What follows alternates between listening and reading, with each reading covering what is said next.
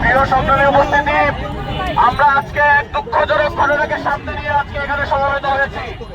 গতকাল রাতে পবিত্র রমজান মাসে আমরা দেখতে পেয়েছি ঢাকা পলিটেকনিকে ছাত্র দলের সন্ত্রাসীরা দেশীয় অস্ত্র নিয়ে যে শিক্ষার্থীরা ছাত্রাবাসে অবস্থান করছিল তাদের উপরে নৃশংস হামলা চালিয়েছে।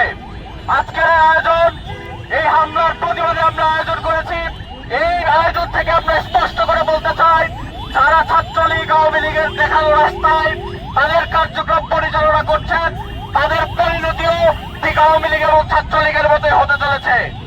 আমরা দেখতে পেরেছি এই নতুন সরকার গঠন করার পরে প্রতিটি জেলায় জেলায় আওয়ামী লীগের অফিস নতুন করে খুলে দেওয়া হচ্ছে। আমরা দেখতে পেয়েছি ক্যাম্পাসে নতুন করে ছাত্রলীগের আনাগোনা বেড়ে যাচ্ছে। আমরা মনে করি ছাত্রলীগের মতো আচরণ শুরু করার কারণ হচ্ছে ছাত্রলীগের সাথে ছাত্রদল আঘাত করে আবার তারা ক্যাম্পাসে আগের পরিবেশ ফিরিয়ে আনতে চায়। আমরা আজকের এই আয়োজন থেকে তাদেরকে স্পষ্ট করে জানাতে চাই, 36 আগস্টের মধ্য দিয়ে আমরা 36 জুলাইয়ের মধ্য দিয়ে আমরা প্রমাণ করেছি এই ক্যাম্পাসে নতুন করে কোনো দখলদারিত্বের কোনো সুযোগ আমরা রাখবো না। এই ক্যাম্পাসের শিক্ষার্থীরা সচেতন আছে।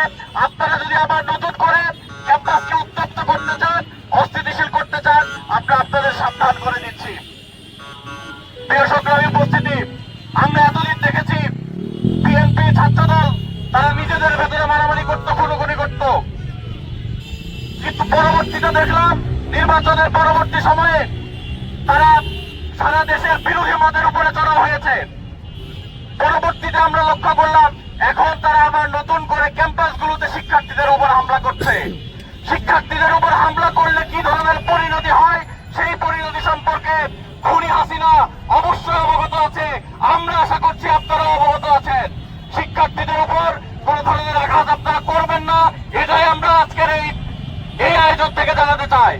প্রিয় উপস্থিতি, কালকে আমরা আরেকটি ঘটনা দেখেছি। তারা যখন হামলা করেছে, হামলা করার পরবর্তীতে তারা আবার সেই হামলার দায় শিবিরের উপর চাপিয়ে দিতে চায়। আমরা দেখেছিলাম মধুর ক্যান্টিনের সামনে এক প্রেস কনফারেন্সে শীর্ষ নেতারা একজন আরেকজনকে বলছে শিবিরের উপর দায় দিয়ে দাও। আমরা ঠিক সেই ঘটনারই আবার একটি রিওয়াইন্ড দেখতে পারলাম। আমরা আজকের এই আয়োজন থেকে এই দায় দিয়ে দেওয়ার রাজনীতির প্রতি নিন্দা জানাই। প্রিয় উপস্থিতি, আমরা স্পষ্ট করে বলতে চাই, আমরা এই ক্যাম্পাসগুলোকে, এই দেশটাকে সুন্দরভাবে করতে চাই।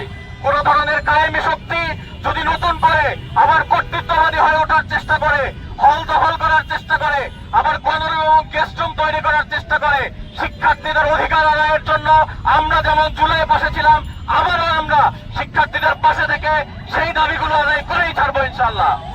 সেই দাবি আদায়ের সংগ্রামে সবাইকে অংশগ্রহণ করার আহ্বান জানিয়ে এবং আজকে যারা সংক্ষিপ্ত